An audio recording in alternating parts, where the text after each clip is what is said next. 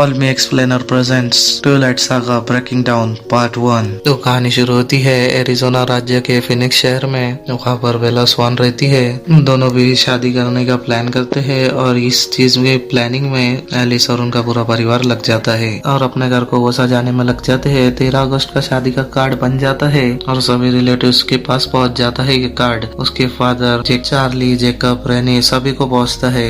एक दिन पहले 12 अगस्त को एडवर्ड उसके पास आता है और बोलता है कि मैं नहीं चाहता कि तुम मैं एक वैम्पायर बना दूं। उनकी जिंदगी बहुत बुरी होती है, उन्हें जीने के लिए दूसरों को मारना पड़ता है, उनका खून पीना पड़ता है। वो अपना पुराना एक फ्लैशबैक बताता है कि मैं जब वैम्पायर बना था, मुझे कार्लाइन ने वैम्पायर बनाया था। काफी दिनों तक मैं उनसे बात नहीं करता था, मैं उनके साथ नहीं रहता था और मैं खुले वैम्पायर की तरह लोगों पर हमला करता था। बेला बोलती है तुमने उन लोगों को मारा जो कि अपराधी थे, तुमने कई लोगों को मारा लेकिन कई लोगों की जान भी बचाई है। तुम जिस तरह से अपने आप पर काबू रखते हो मैं भी काबू कर लूंगी, तुम इस बात की टेंशन मत लो। और फिर अगला दिन आता है यानी बेला की शादी। वो मेकअप करती है तभी उसके मम्मी पापा वहाँ पर आते हैं। वो उसके घर पर देखते हैं कि कार्लाइन के घर पर काफी ज्यादा ग्रेजुएशन कैप्स है। उसकी माँ सोचती है कि ये इसका कलेक्शन करते होंगे, लेकिन वो चार्ली पुलिस वाला है इसीलिए उसे शक होता है कि इतनी सारी ग्रेजुएशन कैप्स किसी के घर पर आखिर कैसे हो सकती है। लेकिन वो इस बात पर ज्यादा गौर नहीं करता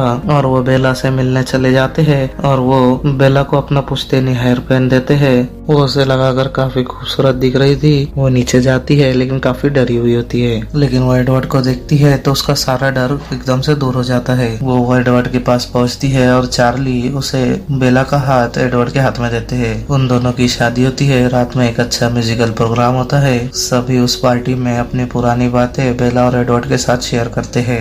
एडवर्ड बेला के पास आता है और बोलता है कि मैं तुम्हें कुछ गिफ्ट देना चाहता हूँ। उसे साइड में ले जाता है और उसे जेकब से मिलवाता है। और जेकब भी बेला से प्यार करता था, लेकिन बेला एडवर्ड से करती थी इसीलिए उसने एडवर्ड के साथ शादी कर ली। जेकब बोलता है कि कम से कम तुम्हारी आखिरी रात यानी वैम्पायर बनने की आखिरी रात से पहले मैं तुमसे मिल लिया। तभी बेला बोलती है कि मैं अभी वैम्पायर नहीं बन रही, मैंने और एडवर्ड ने ये फैसला किया है कि हम पहले हनीमून पर जाएंगे और फिर उसके बाद मैं वैम्पायर बनूंगी। तभी जेकब उससे बोलता है कि तुम एक ह्यूमन हो और वो एक वैम्पायर, अगर तुम ह्यूमन फॉर्म में उसके साथ फिजिकल होंगी तो शायद तुम्हारी जान भी जा सकती है। वो गुस्सा होता है लेकिन तभी एडवर्ड वहाँ पर आ जाता है और उन दोनों के बीच झगड़ा होता है। तभी जेकब के बाकी फ्रेंड्स आ जाते हैं और वो उसे रोक लेते हैं। वो उसे बोलते हैं कि ये बेला का डिसीजन है, तुम इसमें इंटरफेयर नहीं करोगे। एडवर्ड और बेला पार्टी में आते हैं और बहुत एंजॉय करने लगते हैं। तभी पार्टी का विदाई का टाइम आता है। उसके फादर काफी रो रहे थे।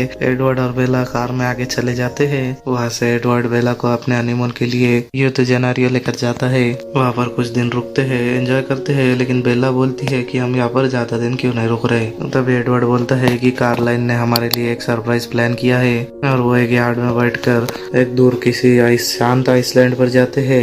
आइलैंड काफी बड़ा था और वहाँ पर एक रिसोर्ट भी था। रिसोर्ट में बेला और एडवर्ड अपनी फर्स्ट नाइट को एंजॉय करते हैं, इंटीमेट होते हैं और अगले दिन वो यहाँ वहाँ काफी घूम रहे थे। वो बेस्ट क्वालिटी टाइम यहाँ पर स्पेंड करते हैं, चेस खेलते हैं, झरनों में नहाने के लिए जाते हैं, पूरे आइलैंड को एक्सप्लोर करते हैं। वहाँ पर उन्हें 14 दिन बीत चुके थे। तब उसे पता चलता है कि वो प्रेग्नेंट हो चुकी है। ये बात एडवर्ड को पता चलती है तो वो काफी हैरान हो जाता है कि सिर्फ 14 दिन में प्रेग्नेंट हो जाना ये आम बात नहीं। एडवर्ड कार्लाइन को फोन लगाता है और बोलता है कि बेला प्रेग्नेंट हो चुकी है। कार्लाइन हम क्या कर सकते हैं? कार्लाइन बोलता है कि जितनी जल्दी हो सके तुम उसे यहाँ ले आओ, हम उस बच्चे को अबॉर्ट कर देंगे जितने जल्दी हो सकेगा। और वो बेला को लेकर निकलता है फोक्स शहर में। तब तक बेला की हालत बहुत खराब हो चुकी थी। उसके गाल पिसक जाते, आंखों में झुर्रियां आ जाती है। ऐसा लगता है जैसे उसके शरीर से मांस खत्म हो गया हो। जेकब को इस बात का पता चल जाता है। वो उससे मिलने के लिए कार्लाइन के घर जाता है। वो बेला को शादी के बाद पहली बार देख रहा था और वो ऐसे देखता है इसलिए वो एडवर्ड से झगड़ा करने लगता है। फिर से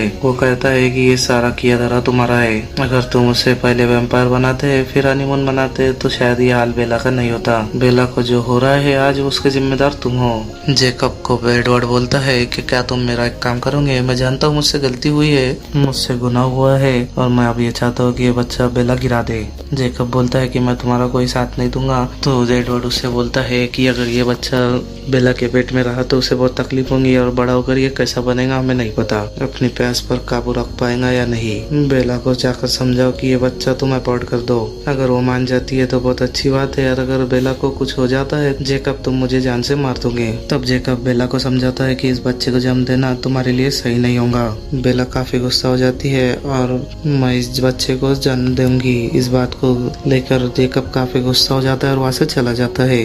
वो बढ़िया बनकर रोर करने लगता है जोर जोर से, क्योंकि वो दुखी था। तो उसकी आवाज सुनकर उसके सभी साथी भी वहाँ पर आ जाते हैं कि आखिर बात क्या है, उसे वो पूछते हैं। तब जेकब बोलता है कि बेला जो कि ह्यूमन है उसने एक वैम्पायर के साथ इंटीमेट हुई और उसने ये बहुत गलत किया और अब वो प्रेग्नेंट हो चुकी है और उसका बच्चा बहुत जल्द बड़ा हो रहा है। वो सिर्फ 14 दिन में 9 मंथ्स प्रेग्नेंट हो चुकी है। वो एक ऐसे टाइम पर आ चुकी है कि उसकी डिलीवरी बहुत जल्द हो सकती है। उसके दोस्त काफी गुस्सा हो जाते हैं जेकब पर और कहते हैं कि उसके पेट में एक शैतान पल रहा है और हम नहीं चाहते कि हमारी कम्युनिटी में कोई भी नुकसान हो, हम पर कोई खतरा है।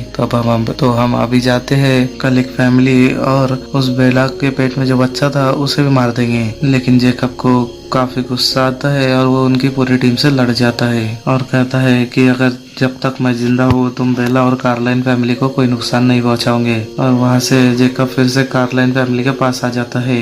बेला को काफी दिन हो गए थे, उसने कुछ खाया पिया नहीं था, इसीलिए उसकी हेल्थ डाउन हो गई थी। जेकब बोलता है कि शायद ये खून पीना चाहे क्योंकि जो बच्चा अंदर पल रहा है वो वैम्पायर है, तो उसे खून की जरूरत हो। तो भी कार्लाइन और नेगेटिव बोतल में से कुछ खून निकालते हैं और उसे पीने के लिए देते हैं। तब बेला बोलती है कि ये बहुत अच्छा है, इसीलिए यानी कि जो बच्चा है उसे खून पीना है, उसे खून पसंद है। इसीलिए जेकब और एडवर्ड ब्लड बैंक में से कुछ खून की बोतलें लेकर आते थे।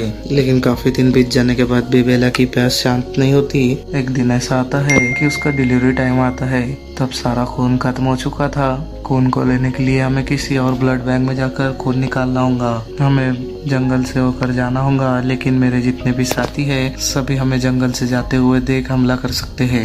और फिर वो अपने कुछ दोस्तों को बुलाता है और कहता है कि मुझे माफ कर दो दोस्तों, मैंने कार्लाइन फैमिली का साथ दिया। वो इनका ध्यान भटका रहा था क्योंकि कार्लाइन और उसकी वाइफ पीछे से जाकर ब्लड बैंक में से ब्लड लेकर आ जाए। लेकिन उसके दोस्त ये सारी बातें समझ जाते हैं और फिर हम देखते हैं घर पर बेला खून पी रही थी।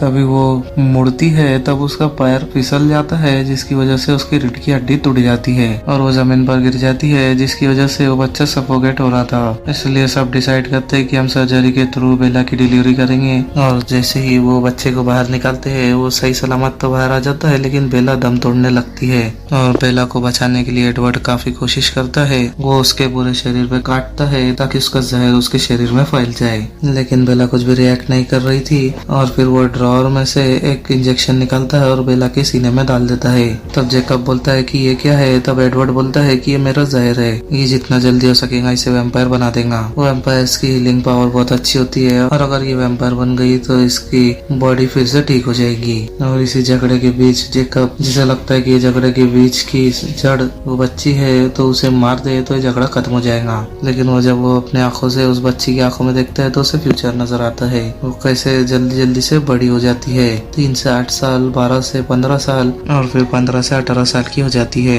वो कितनी जल्दी बड़ी हो रही थी। तब जेकब ये देखकर डिसाइड करता है कि वो उस बच्ची को नहीं मारेगा। वो नीचे जाकर उस बच्ची के बारे में सभी दोस्तों को बताता है कि वो किसी को नुकसान नहीं पहुंचाएंगी। सारे भेड़िए आते हैं और जेकब से लड़ने लगते हैं और फिर तभी एडवर्ड और पूरी कार्लाइन फैमिली आ जाती है और वो भेड़ियों का सामना करने लगती है। वो एम्पायर्स और भेड़ियों के बीच बहुत बड़ी लड़ाई होती है। लेकिन तभी जेकब उन्हें बताता है कि इस बच्चे से हमें कोई तकलीफ नहीं, कोई परेशानी नहीं, इनकी फैमिली से भी, क्योंकि वो एक इंसानी और वैम्पायर का मिले जुले लोग हैं और एक बच्चा है जो कि इंसानी रूप में पैदा हुआ है। हमें उससे डरने की कोई जरूरत नहीं और वो किसी भी तरह का आतंक नहीं फैलाएगा। मैंने उसकी आंखों में उसका फ्यूचर देखा है कि वो कितनी जल्दी अब बड़ी होंगी और यहाँ तक कि मेरी छाप भी उस लड़की पर पड़ चुकी है। वीडियो का रोल रहता है कि अगर वो किसी पर अपनी छाप छोड़ देते हैं तो उस रक्षा की जिम्मेदारी उनके उनके ऊपर पड़ जाती है। अब मैं नहीं चाहता कि तुम में से कोई भी रिनेस्ली को नुकसान पहुंचाए। ये झगड़ा यहीं पर खत्म करो और यहाँ से चले जाओ। और तभी वापस से पूरी कार्लाइल फैमिली बेला के पास आती है, उसे देखती है। फिर दिखता है बेला का बच्चा।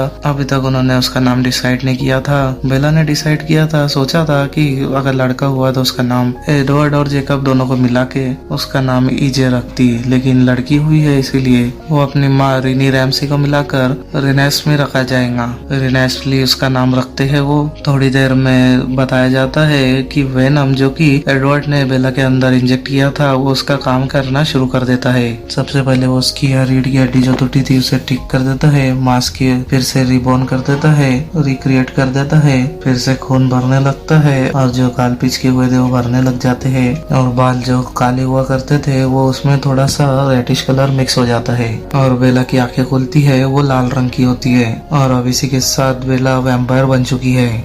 तो इसी के साथ यहाँ पर इस मूवी और इस वीडियो का भी एंड होता है। तो अगर आपको ये वीडियो पसंद आया हो तो लाइक शेयर और कमेंट करे बगैर तो कहीं मत जाना और मेरे चैनल को सब्सक्राइब करके लगे हाथ दबाए बेल आइकन को भी, ताकि ऐसे ही ऑसम रिलेटेड डेली कंटेंट आपको मिलता रहे। अगले वीडियो मिलते हैं जल्द ही। And I explain movies so you should call me explainer.